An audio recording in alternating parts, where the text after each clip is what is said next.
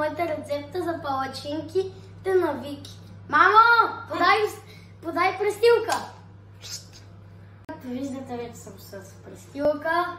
Мамо, подай купа! Какво? Бъркалка ли? Че нач!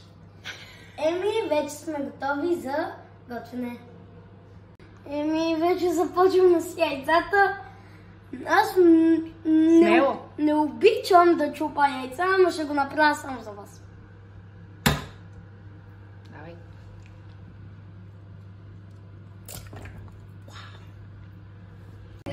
Здравей! Сега ще разбъркаме жълтъците и белтъците. Взимаме си една щипка захар. Служи, цялото го служи. Ето цялото. Да, слагай. Ето тук го слагаме. После слагаме малко сол. Това сол ли?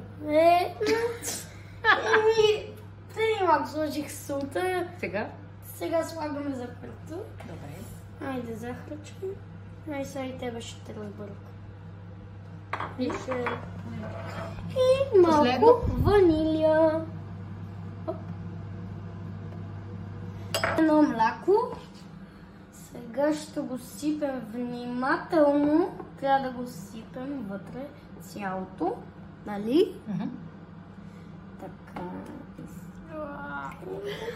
Леко отцапахме. Мама няма да се сърди. Нали? Няма да се сърди. Казвай го. После? Леко се отцапах. Какво После ще си сложим мъничко водичка. Стигнахме до брашното. Сега ще го изсипем цялото и скоро ще обръщаме.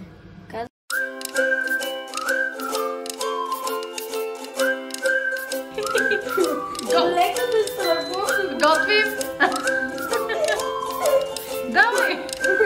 Да знаеш, че може да плъкне на земята.